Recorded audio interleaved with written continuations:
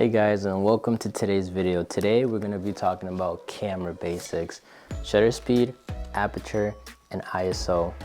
Pretty much this is like a tutorial to show you guys how to get out of using the auto setting in your camera. So let's get started. Shutter speed controls how quick your camera shutter opens and closes.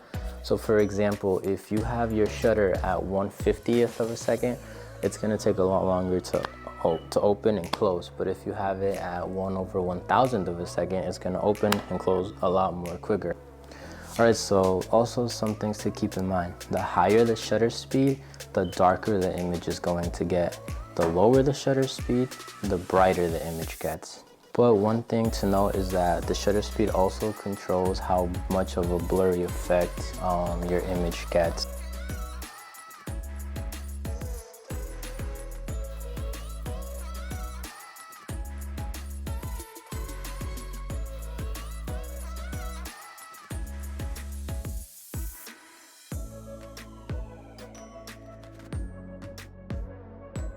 Okay, so a good example is if you want to get a picture of, let's say, a sporting event or someone doing jumping jacks, you want your shutter speed to be really high because you don't want to miss that one moment that you're going to get during the time you're there. If your shutter speed is too slow, it's going to take too long to open and close.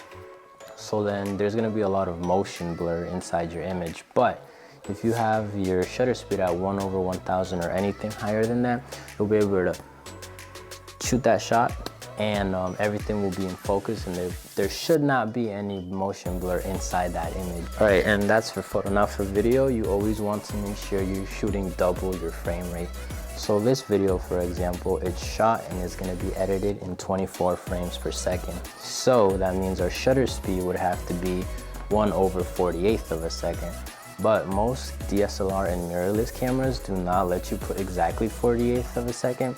So the next closest would be 1/50th of a second. Same goes if you wanted to shoot 60 frames a second, then your shutter speed would be 1/20th. And if you shot 1/20th frames per second, then your shutter speed would be 240 of a second. And again, you should control your shutter speed based off, what message you're trying to send out.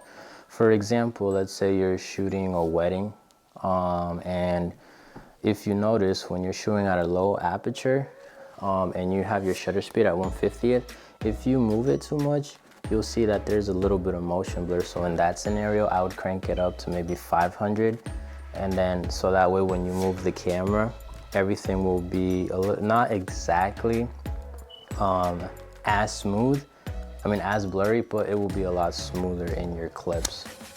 So like I said, there are rules that you have to follow, but you have to know when to break them depending on your scenarios. So now let's talk about aperture. What is aperture? Aperture is what controls how open and closed your lens is. So each lens, every time you buy a lens, on the top of it, it'll say an F and a number. For example, this lens that we're shooting on is a f2.8. And I have lenses that are f4s. So always keep in mind that the lower the aperture, the more expensive the lens gets. Now, one thing to keep in mind, the lower your aperture, so if your aperture is at a f2.8, your lens is wide open. That means you're letting a ton of light get into your shot.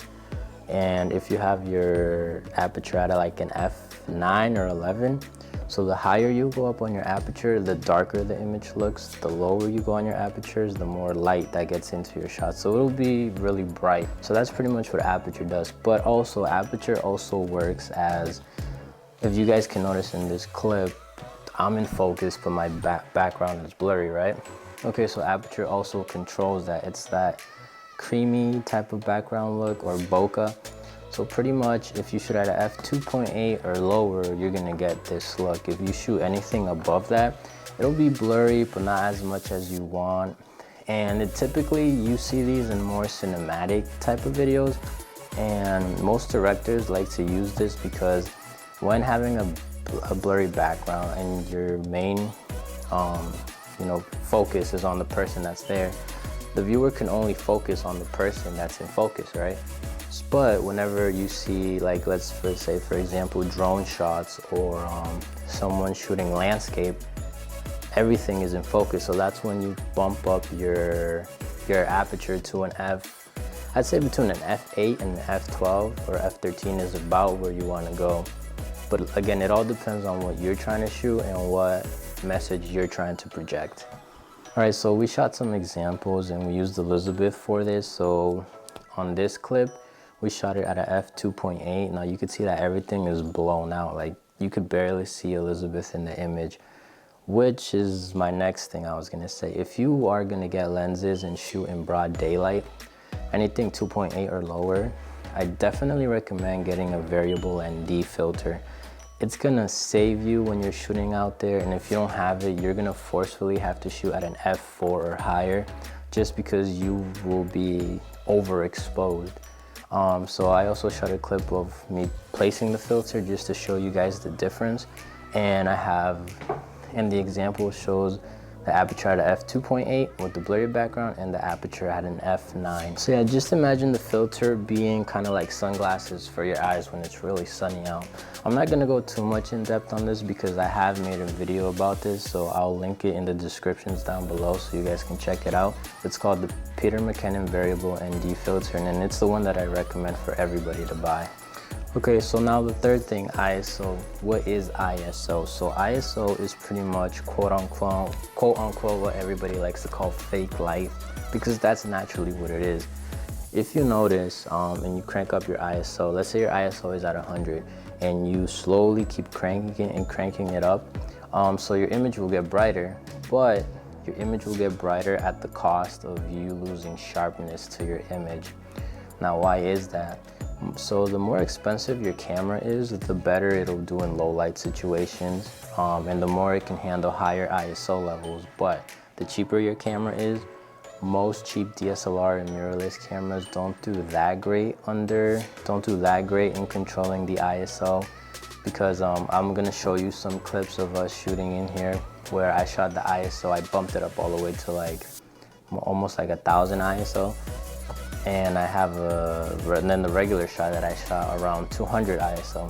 So my rule of thumb is always try to have your ISO as low as possible. You're gonna keep your image sharp and it's not gonna soften it. And if you notice, you'll see like a little bit of noise and grain, like moving pixels when you increase your ISO.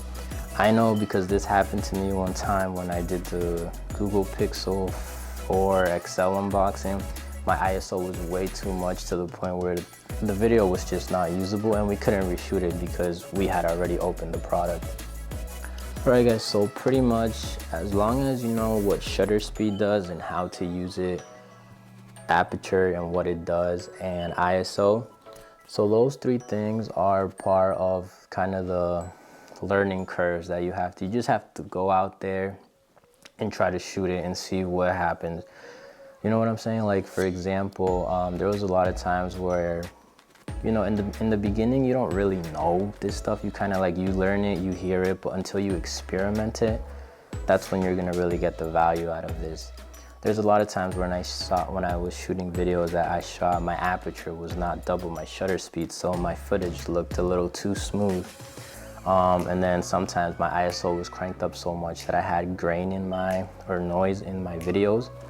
And then the aperture, unless you invest in an expensive lens, don't expect to get f2.8 or f1.4, 1.8 lenses.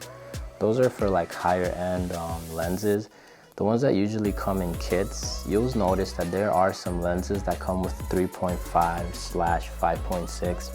I recommend to stay away from those lenses because they're just not that sharp. They make your image look really soft, and I would stay away from those. Now with that being said, once you put all of these three together, you can go out there and get some awesome video with your camera. Those are the settings that I use every single time I shoot something. So stay tuned for Camera Basics for Beginners Part 2, where we will be talking about white balance, exposure, and focus modes in your camera. So thanks so much for watching this video. Make sure you like, comment, and subscribe if you got value out of today's video. And yeah, I'll see you in the next one. Peace.